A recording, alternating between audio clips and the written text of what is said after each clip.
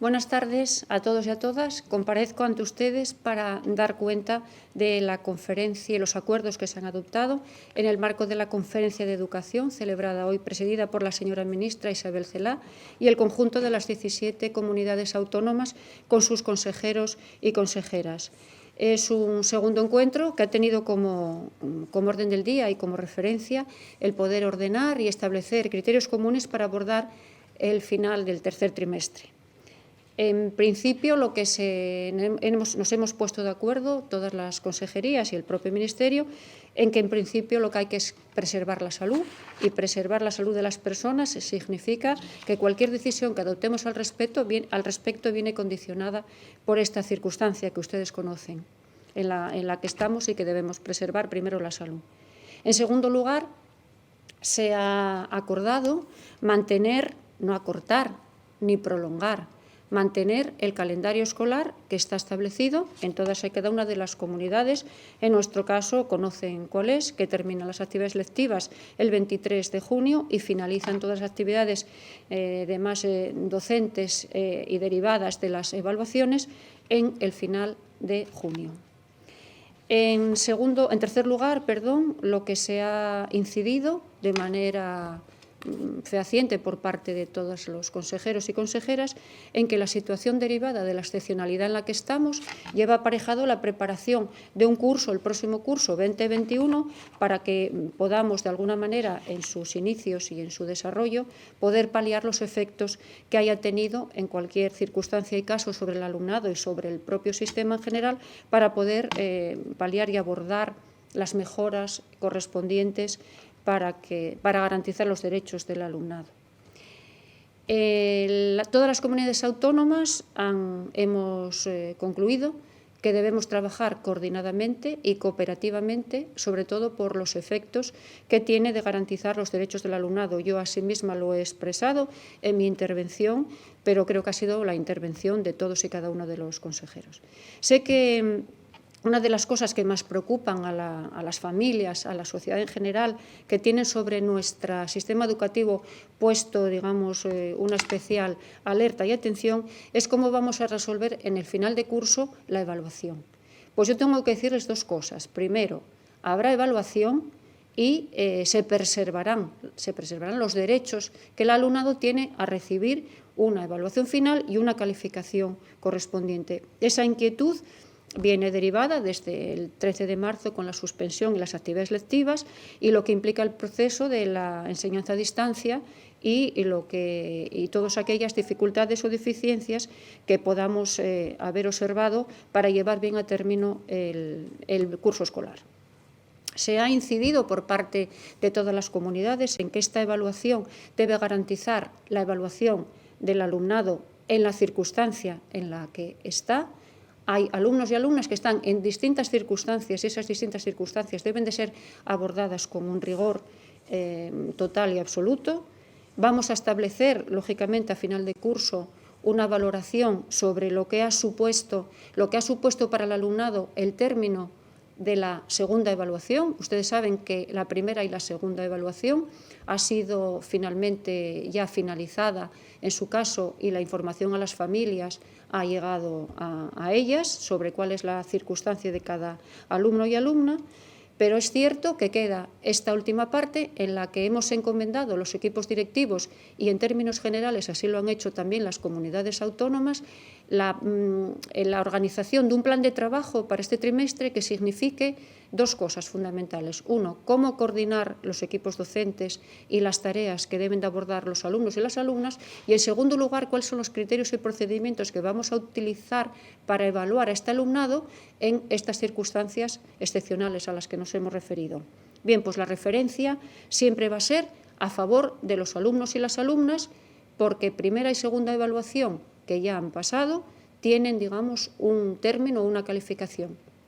A partir del momento en que las clases han sido no presenciales, el alumnado ha realizado tareas. Esas tareas que el alumnado ha realizado entienden las comunidades, entiende el Ministerio, así nos lo ha planteado, que deben ser valoradas en términos positivos Incluso los procesos de recuperación que se puedan realizar siempre deben ir en términos positivos, de tal manera que la ministra y las comunidades autónomas han incidido en la necesidad de velar por los criterios de promoción y o titulación en el sentido de que sea positivo para el alumnado y nunca vaya a ser un elemento negativo que le suponga o le impida poder proseguir estudios.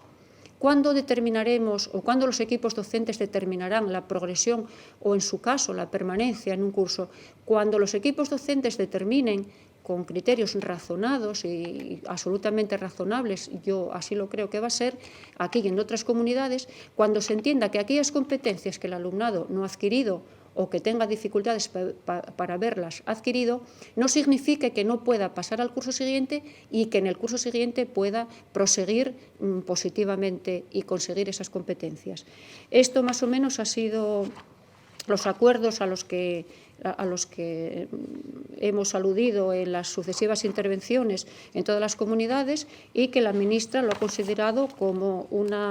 ejemplo positivo de coordinación y de colaboración en las comunidades, con la referencia que antes les he dicho de que es el alumnado el que debe ser objeto de nuestra determinación y objeto de nuestro cuidado y velar por sus derechos, y en esto ha habido unanimidad. Simplemente con esta brevedad que creo que es la procedente, ustedes ahora me pueden formular aquellas preguntas que consideren que son de interés, en las que yo puedo volver a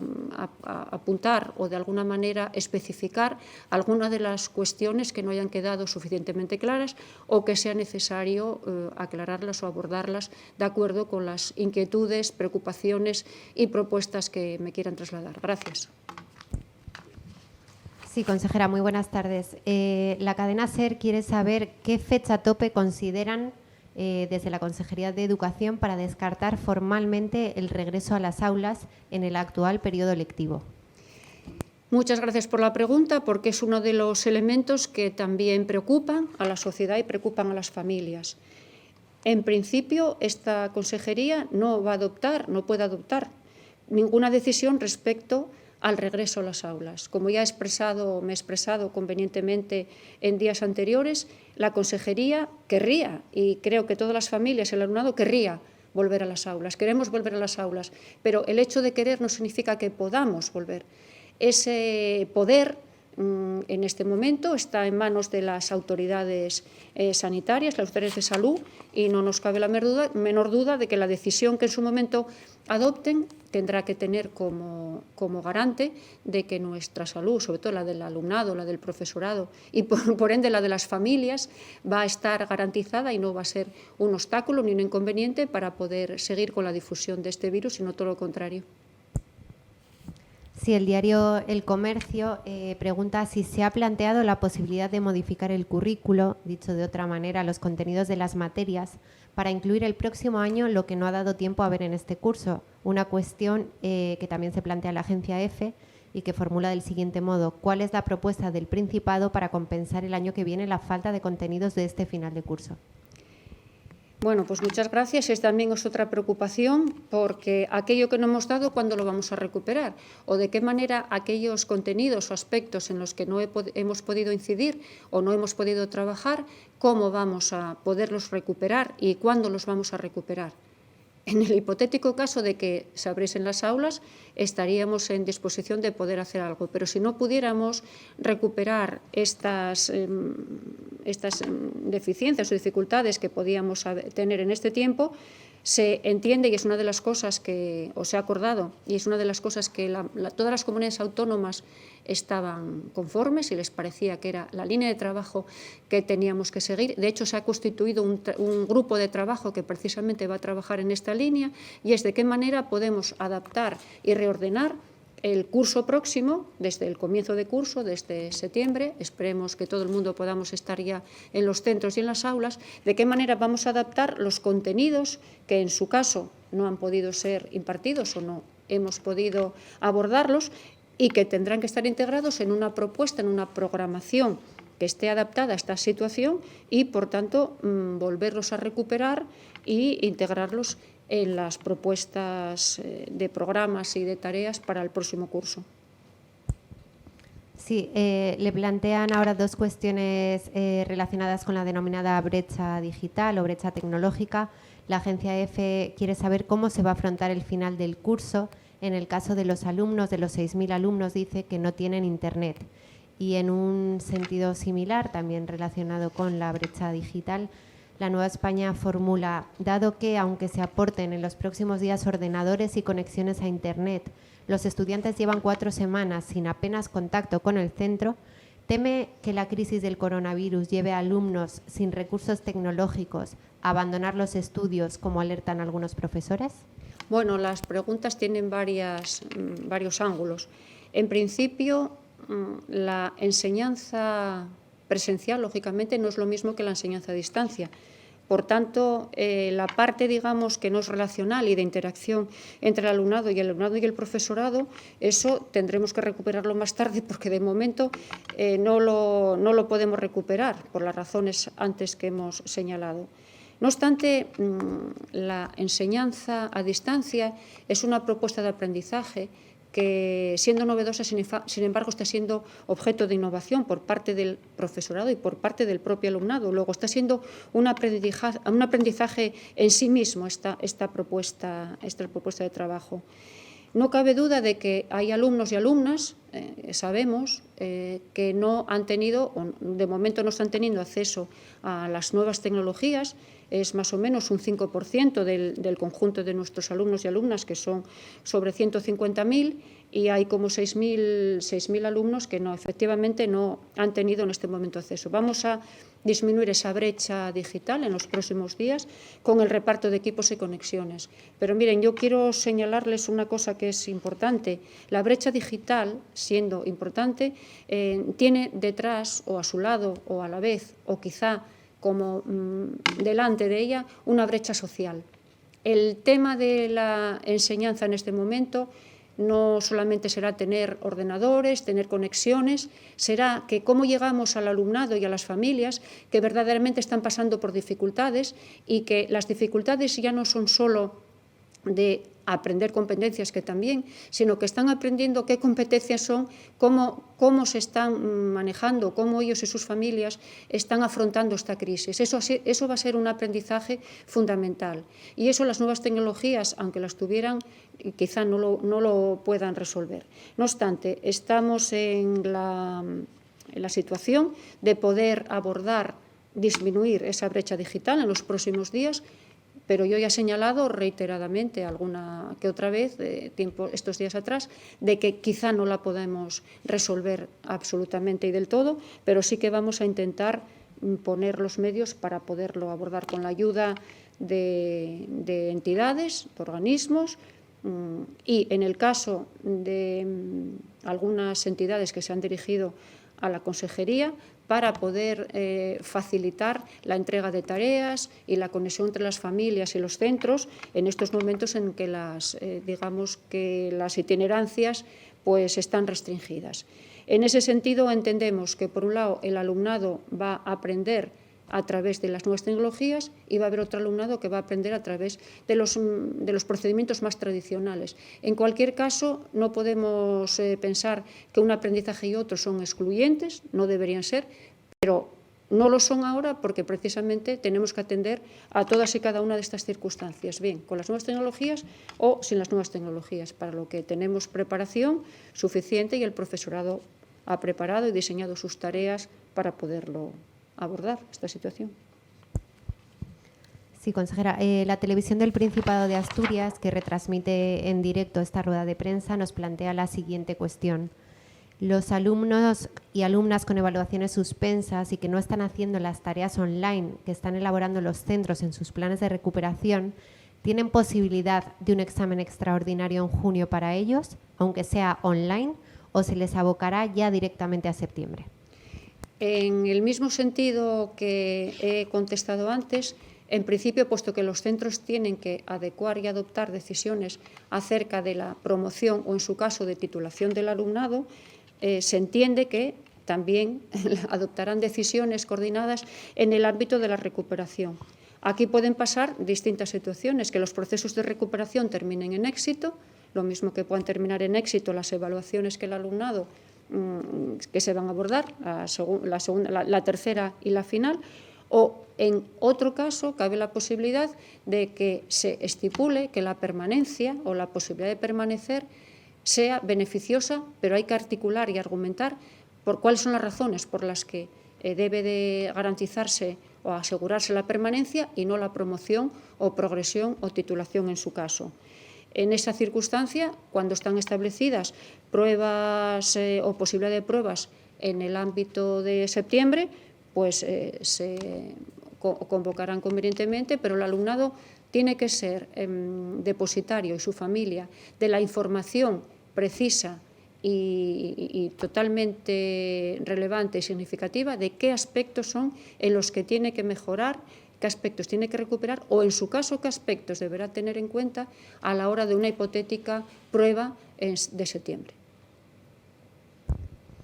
Sí, Onda Cero Radio nos pregunta, la Consejería ha adaptado sus procedimientos a la nueva situación. ¿No hay otra manera de fiscalizar la labor docente en lugar de sobrecargar al profesorado con el nuevo plan de trabajo cuando ya tienen una carga muy superior a la que desarrollaban en las aulas? El plan de trabajo que hemos planteado, las indicaciones que hemos planteado para el plan de trabajo intentan ser una síntesis apretada, no demasiado extensa, una síntesis acerca de cómo durante este trimestre el profesorado piensa coordinar sus tareas y sus actividades y, sobre todo, cómo piensa abordar con qué criterios y procedimientos la evaluación final, en cualquier circunstancia, bien sea que lleguemos a las aulas o incluso sin llegar. Y eso es lo que pretende el plan de trabajo, que se garantice la coordinación docente, que se garantice la coordinación en las tareas que el alumnado deba realizar, no sean tareas repetitivas, reiteradas y que no tengan, digamos, un sentido, desarrollar las competencias básicas, que ya lo hemos señalado en la propuesta del plan, y finalmente qué criterios y procedimientos van a adoptar los equipos docentes para la evaluación final y, sobre todo, qué información van a dar a las familias para que las familias sean conscientes de cuál es la situación y, como consecuencia, qué aspectos son en los que habría que mejorar y qué aspectos conseguidos. De tal manera que ese informe que las familias van a recibir es un elemento importante que los centros van a tener que considerar a los efectos de cuando planifiquemos el curso próximo. Sí, continuando con la evaluación, La Voz de Asturias quiere saber si finalmente se va a avanzar materia en este tiempo que resta de curso o esta evaluación será solo de repaso y si se puntuarán las tareas o habrá también exámenes. En esta circunstancia que plantean es interesante porque no he podido profundizar en todos los aspectos que están referidos en los acuerdos que hemos adoptado hoy con el Ministerio de Educación. Está claro que los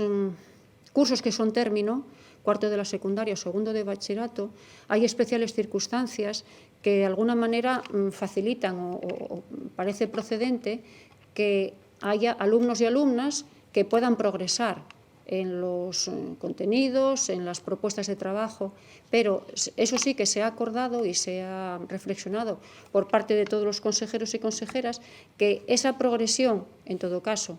es respecto al aprendizaje. El aprendizaje de los alumnos y las alumnas va por delante del proceso de evaluación. No podríamos evaluar si no aprendemos. Entonces, esto tiene que ir, esas propuestas de nuevas de aprendizaje o de tareas o de actividades deben ir en el sentido de contribuir a la evaluación en positivo, nunca negativo. Las dos evaluaciones han tenido un balance, sea positivo, sea para recuperar. Y finalmente vamos a abordar la tercera parte y final, que es en la que algunos cursos, efectivamente, segundo de bachillerato, cuarto de la secundaria, pueden progresar, sí, y hay alumnos y alumnas que pueden progresar, otros que no podrán progresar y que habrá que reforzar las tareas. Pero está claro que la progresión, y eso lo hemos acordado hoy, nunca puede ir en detrimento de los alumnos y las alumnas. En todo caso, contará en positivo, reforzará su calificación final, pero nunca puede ir en su detrimento ni en la disminución de esa nota que haya adquirido en el segundo trimestre. De tal manera que siempre habrá que evaluar en positivo y teniendo como referencia la situación excepcional en la que estamos. Y luego el alumnado de segundo de bachillerato, que efectivamente se va a tener que examinar. Eso ustedes ya saben que las condiciones que va a tener estas pruebas o estos exámenes van a estar condicionadas también por la situación excepcional y, en todo caso, tanto la CRUE, las universidades y las propias consejerías estamos de acuerdo en que adaptar esas pruebas lo máximo posible para que el alumnado pueda responder a todas y cada una o a la mayor parte de las preguntas, que le facilite una evaluación en positivo, y van a poder contestar a muchas de ellas, la mayoría, que van a cubrir la parte de la programación que se haya impartido con carácter general en los 2 primeros trimestres. En este trimestre, si han aumentado tareas, si se han aumentado contenidos, va a ir en su favor, nunca va a ir en su contra, de tal manera que efectivamente pueden incrementar nota o incrementar su calificación de acuerdo con el esfuerzo que hayan realizado. En ese caso no me cabe duda que los equipos docentes tendrán suficientes argumentos y suficientes anotaciones y registros para poder establecer esta valoración en positivo en su caso. Sí, la cadena COPE plantea 2 cuestiones, a una de ellas ya se ha referido, que es qué pasa con los alumnos de bachillerato y de la EBAU. Y la segunda es sobre la evaluación final y dice, entiendo que el aprobado será la norma y el suspenso la excepción. ¿Puede aclarar mejor en qué casos se obligará a repetir? Creo que gracias por la pregunta, pero es un poco insistir en las cuestiones que ya he planteado anteriormente. En el caso de la EBAU y de lo que va a suceder en las pruebas que se van a convocar, lo que sí se ha acordado, esperemos que sea posible, pero eso en este momento no lo podemos saber. Se espera que las pruebas sean presenciales, por eso se han retrasado todo lo más que se ha podido hasta finales de junio y los primeros días de julio. Esperemos que pueda ser, si no, en último caso, los plazos se retrasarían hasta el 10 de septiembre, de acuerdo siempre con lo que nos digan las autoridades sanitarias. Las pruebas de segundo de bachillerato van a adaptarse precisamente a la situación que se ha vivido en este curso, por tanto van a tener una opcionalidad y una variabilidad en su diseño y en las propuestas de preguntas que van a poder ser abordadas por el alumnado en cualquiera de las circunstancias en que esté en este momento o haya estado en el segundo trimestre y haya seguido avanzando ahora. Siempre van a contener preguntas que sean posibles de contestar y relacionados con los programas y con el modelo de pruebas que habitualmente se viene haciendo para no, interferir y no distorsionar. La labor del profesorado y la forma en que el profesorado se va a conducir en estas circunstancias, pues entiendo lo que antes dije, se va a conducir de acuerdo con sus registros, con sus criterios, con lo que tiene suficientemente avalado para poder de alguna manera dar una valoración positiva. Y el profesorado, antes se referían ustedes a que el plan de trabajo pueda ser una sobrecarga, un esfuerzo. Es simplemente sintetizar en unas pocas propuestas cómo van a articular el trabajo del tercer trimestre. Y no sé si me quedó alguna pregunta que me hayan indicado que no he contestado y estoy a disposición. Sí, la agencia Europa Press quiere saber por qué se ha acordado la posibilidad de abrir algunos colegios en verano y no abrir los centros para finalizar el curso. Y si se van a abrir los colegios en verano en Asturias, ¿cuántos y dónde, con qué personal y con qué recursos? Una pregunta a la que se refiere también el diario El Comercio, que pregunta cómo se organizará, si será con profesores o con organizaciones no gubernamentales. En la conferencia se reflexionó sobre este aspecto. Este aspecto implica que abrir los centros es una cuestión que en este momento supera la consejería, pero no porque la supere, porque no la quiere abordar, sino porque abordar esta propuesta de abrir los centros y, en todo caso, hacer un servicio a las familias en el verano, lo primero tiene que estar autorizado y avalado por los informes sanitarios. Si lo fuera así, sobre todo lo que nos referíamos en la conferencia de educación es que no sería más de lo mismo, ¿no? Sino que es decir, no sería incrementar la labor docente, repasar y recuperar aquello que no hemos hecho en este trimestre, sino que fundamentalmente la apertura de los centros llevaría aparejado actividades lúdicas o actividades de carácter educativo, de encuentro, de interacción entre el alumnado. En ese caso, como ustedes señalan, por un lado, la consejería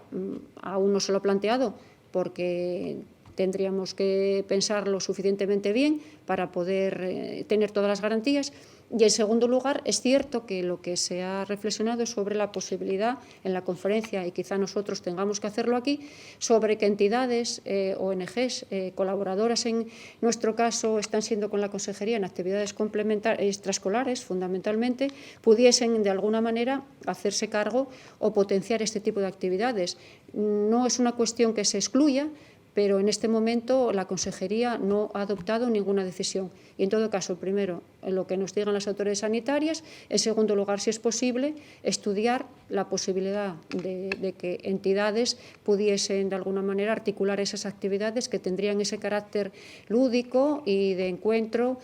Bueno, la verdad es que está siendo muy duro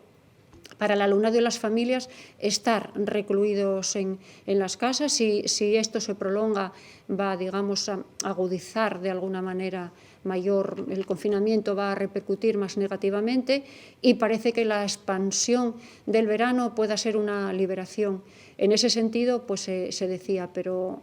aún no está suficientemente estudiado de cómo hacer y si eso sería posible. Sí, la Voz de Asturias pide más concreción respecto a este último trimestre e insiste en preguntar si podrá haber exámenes o si solo se evaluarán en beneficio de los estudiantes esas tareas que se están encomendando. Bueno, exámenes, pruebas. Vamos a ver, cabe la posibilidad de que sí, pero también cabe la posibilidad de que no. De tal manera que cuando se diseñase una prueba, una actividad que fuese de alguna manera que condujera a la obtención de una calificación que repercutiera sobre el procedimiento de evaluación, excluido no está, pero tiene que estar suficientemente articulado a qué objetivos pretende, qué es lo que se va a evaluar, por qué razones y, como consecuencia, qué valoración se va a establecer sobre el desarrollo no de esa prueba al alumnado. Si decimos que esas pruebas no tienen por qué ser excluyentes, sino que al contrario tienen que ser positivas para el alumnado, no significa que no se puedan realizar. Seguramente se podrán realizar, porque a fin de cuentas realizar una prueba o resolver una prueba es como resolver una tarea que el profesorado nos encomienda para que podamos responder o dar cuenta de aquellas competencias en las que estamos desarrollando, ¿no? Estamos desarrollando y estamos adquiriendo nuestros aprendizajes, de tal manera que cualquiera de las tareas que el profesorado está encomendando al alumnado pueden ser, digamos, elementos suficientes para poder valorar su progreso. Pero, en último caso, si es que fuese necesario o los equipos docentes los consideraran suficientemente necesario para poder abordar una evaluación final o poner una nota, acentuar la progresión, pues tienen que justificarlo, argumentarlo y comunicarlo a las familias convenientemente para que, de alguna manera, el alumnado pueda saber cómo va a ser evaluado, cuáles van a ser los criterios de la realización de esta prueba, lo mismo que de una tarea, y como consecuencia de qué tipo de valoración e información se les va a dar al respecto, siempre con aras de mejorar en el momento que se haga hasta final de curso o en el momento que se haga para poder retomar el curso siguiente. Sí, vamos con otra cuestión. La agencia Europa Press pregunta qué pasa con las escuelas de 0 a 3 años. ¿Van a volver esos alumnos a las aulas o se da también por cerrado el curso? El alumnado de 0-3 es lo mismo que el resto del alumnado y, como consecuencia, mientras permanezcan los centros educativos cerrados, las escuelas de 0-3 lo tienen que ser también, como consecuencia de que no hay una autorización expresa para que se abran. Esta consejera no puede autorizar la apertura de escuelas 0-3, por supuesto, en este momento, y ahí se está a expensas también y a decisión que con carácter específico pueda adoptar la Consejería de Salud. Sí, consejera. Dice el diario El Comercio, entiendo entonces que sí habrá calificación numérica, ¿no? ¿O solamente un informe de competencias, volviendo al asunto de la evaluación? Habrá las dos cosas. En los acuerdos que hemos adoptado en la Conferencia de Educación no son excluyentes, sino que se complementan. De tal manera que cuando tú recibes una calificación, esa calificación viene determinada porque se han aplicado unos criterios, los criterios de primero y segundo trimestre, los criterios que se hayan adoptado en el tercer trimestre. Y finalmente la familia debe de recibir una información exacta y fehaciente de cuál es la situación de su hijo o de su hija, cuál es la situación del alumnado. Y ese informe cualitativo no excluye una calificación. De tal manera que no son, ya le digo, no son cosas excluyentes, incluyen y son complementarias. En todo caso, la valoración sobre la información a las familias tiene que ser suficientemente relevante como para saber en qué situación estamos y cómo podemos abordar, ¿no?, el profesorado y cómo la propia familia va a conocer cómo vamos a abordar el curso siguiente, dónde están las dificultades y dónde tenemos que mejorar. Sí, vamos a ir ya con las últimas preguntas. La cadena COPE quiere saber cuándo se abre el plazo de solicitud de centros y matriculación para el próximo curso y cuál va a ser el procedimiento. Pues el procedimiento tiene que ser telemático. Hasta ahora el procedimiento se hacía con carácter presencial, con las taquillas de los centros abiertas, en donde la familia depositaba allí su hoja de inscripción y, digamos, recogía aquellos centros que consideraba que eran de su elección por el orden de prioridad y se situaba en el centro en el que en principio quería acudir o se quería escolarizar. En este caso tiene que ser telemáticamente, tiene que empezar ya, va a empezar en finales de la primera quincena de mayo, creo que la fecha es el 14, me parece, y esa, digamos, esa dimensión, ese procedimiento telemático, es fácil que se vaya a desarrollar durante todo el tiempo que dure la escolarización, que lleva aparejado la inscripción, la baremación en su caso, la publicación de listas, que también se tendrá que hacer todo online y con conocimiento de las familias, los procesos de recursos también serán telemáticos y las digamos que listas finales,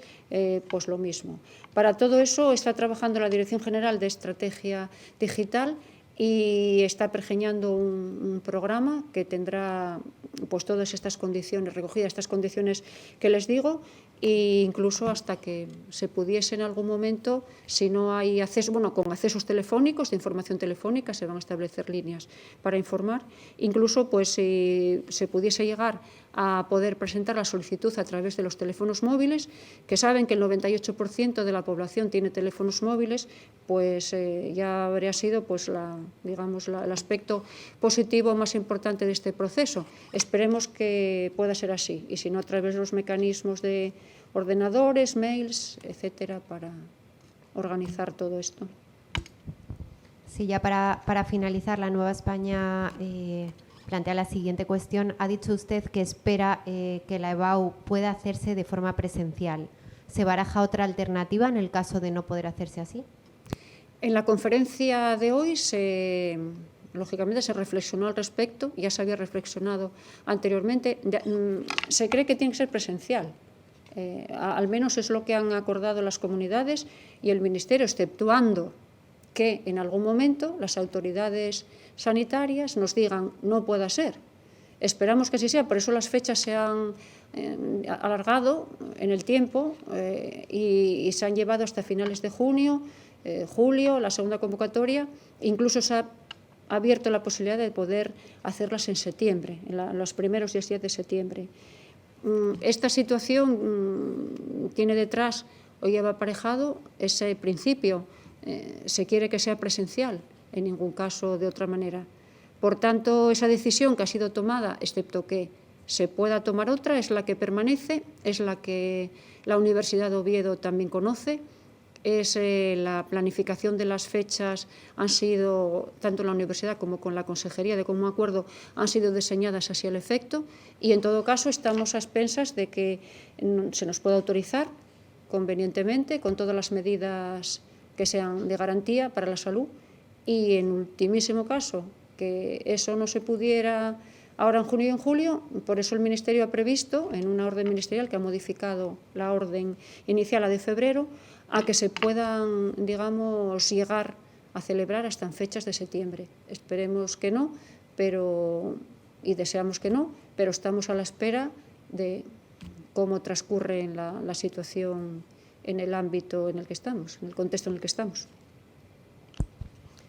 Sí, señora consejera, hemos terminado ya con las preguntas que nos plantean los compañeros de los medios de comunicación, a los que aprovechamos para darles las gracias por su interés. Y si no quiere hacer ningún apunte o precisión más, damos por concluida la rueda de prensa. Muchas gracias a todos por seguirla. Bueno, yo quería fundamentalmente dar un último mensaje, que es que la Consejería está trabajando intensamente por intentar garantizar los derechos del alumnado, es lo que más nos preocupa. Sabemos que el profesorado está realizando un esfuerzo muy grande para poder, digamos, planificar todo el efecto que tiene una educación a distancia. Está, digamos, trabajando, digamos, intensamente. También sabemos que el alumnado está poniendo de su parte y de su esfuerzo mucho. También las familias que están, digamos, que acompañando a estos procesos, están acompañando a sus hijos y a sus hijas, y en la medida que pueden sabemos que están ayudando. Tenemos preocupación porque haya algunos alumnos o alumnas que quizás hayan desenganchado o que quizás tengan menos motivación. Hacemos un llamamiento a los equipos directivos y al profesorado para que procuren y se ocupen de verdad de que todo este alumnado pueda ser recuperado, si es que sabemos que no pueden ser muchos y muchas, pero que pueda ser objeto de interés. Creo que lo que tenemos que hacer es tener mucha información y colaboración con las familias. Las familias están preocupadas sobre todo por la salud, eso es lo que les preocupa, y porque sus hijas y sus hijos e hijas salgan adelante, y saben que esta situación de confinamiento